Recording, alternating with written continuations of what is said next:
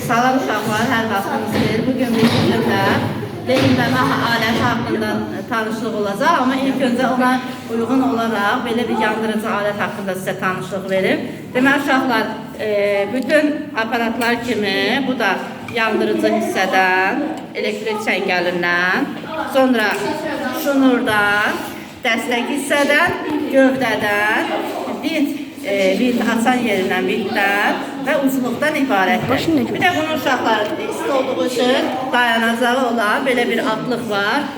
Enerjiya taxılan zaman neyinir? Bunun üstünə qoyuruq ki, bu belə taxtıq enerjiya. Uşaqlar, bax belə bir aparat taxta üzərində, məmulat üzərində, pəslah üzərində istədiyimiz, əvvəlcə çəkəcəyimiz, hazırlayacağımız bir işi, bu böyük bir sənətdir uşaqlar, əgər başa düşənə. Deməli, hansısa bir taxta dik material belə götürürük, üzərinə məsəl üçün insan rəsmi də çəkə bilərik, meyvə, tərəvəz, janrlara uyğun şəkillər çəkə bilərik. Sonra bunun uc hissəsi qaynardır, indi çıxartdığıma görə biraz soyub. Deməli, bax bu ucluqdan biz çəkilmiş taxta üzərinə bu əsas hissəni xarab edəməyək. Bax belə, məsəl üçün, əvvəlcə kontur xətləri çəkilir. O çəkilmiş kontur xətlərinin üzərindən, karandaşdan çəkilmiş kontur xətlərinin üzərindən ucluğu belə möhkəm dayayırıq. Görürsünüz, o hissə biraz değişik açılan fasın olur, eləmi? Amma indi bu tünd qızmış olsa, ora nə edəcək? Qara-qara başlayacaq, onlar nöqtələr, nöqtə ilə.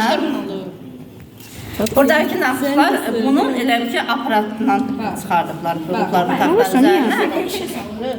Necə işə salır? Elə özü hazır qoşulmuşdur, yəni bunun funksiyonu yandırıb söndürən yeri yoxdur, hazır qoşuludur da, yəni enerjiyə. Sadəcə olaraq biz taxtanın üzərinə, düz səthə, hansısa bir çəkəcəyimiz rəsmi çəkirik. Məsəl üçün, hansısa bir heyvan, tərəvəz, istəyən bir rəsmi çəkirsən, portret də işləmək olur bunu. Bu işlənən portret əslində bahalı bir portret olur. Yəni, onun qiyməti 200, 300, 500 manat bilərsən. Necə? Hansı?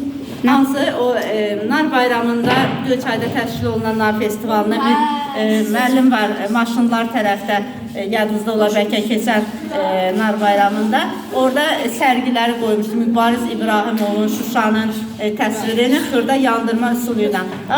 Elə ki, burada kontur xətləri çəkilir, çəkəcəyin, görəcəyin işin əvvəl xətləri çəkilir. Sonra həmən xətlər üzərində, nöqtə indi burada əlimdədir, yandıra, həmən o elə ki, üstünə qoyuruq, saniyə çəkə biləcək, məsələn 5 saniyə, 10 saniyə çəkə biləcək istilik verib. Orada artıq bax, görürsünüz, yeri azca qaralır.